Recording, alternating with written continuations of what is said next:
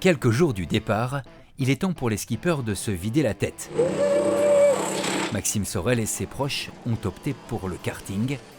Toute autre ambiance pour le groupe du Broglie Sailing Team. Ce soir-là, skipper, technicien, s'octroie l'un des derniers moments de cohésion avant le grand jour. Mais l'esprit de compétition n'est jamais loin.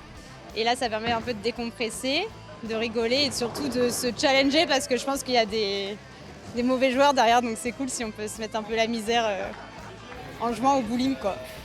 Après 1 an et demi de travail commun, ils profitent d'un environnement léger, l'occasion aussi de prendre du recul pour le skipper vendéen. C'est aussi des moments que j'ai envie de prendre aussi pour moi, c'est aussi des belles émotions. J'ai envie de vivre tout ça un peu comme un spectateur aussi. Le lendemain matin, changement de décor. Direction la terre battue de la forêt des Sables d'Olonne. Moi c'est Arnaud, Arnaud Borg. Où Arnaud Boissière est censé prendre du bon temps.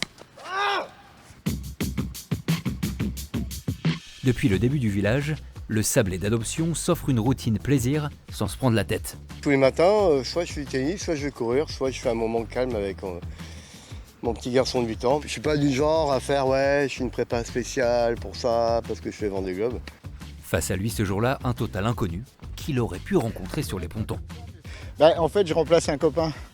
Et hier, quand il m'a dit tu veux jouer contre Arnaud Boissière, comme on se chambre pas mal, j'ai cru que c'était une grosse vanne, quoi. Mais c'est très agréable. Son point fort, ils émerdent bien sur leur verre quand même. Ils m'embêtent bien sur leur verre. Là. Revers ou pas, le skipper n'en oublie pas ses références nautiques. Là, il mène 3-2, faut que je fasse le break. C'est clair. C'est comme le poteau noir, quoi.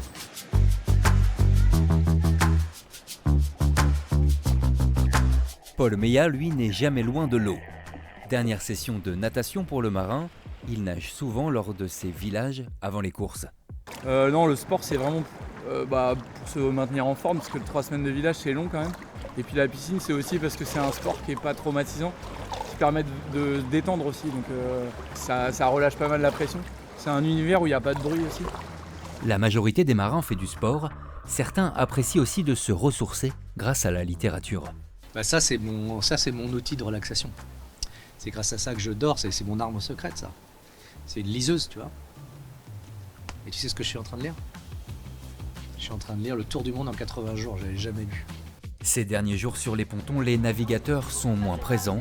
Il est temps pour eux de s'extraire de la pression du village, des multiples sollicitations, pour se préparer à 3 mois de navigation seuls, sans assistance, et loin de l'effervescence de ce 10e Vendée Globe.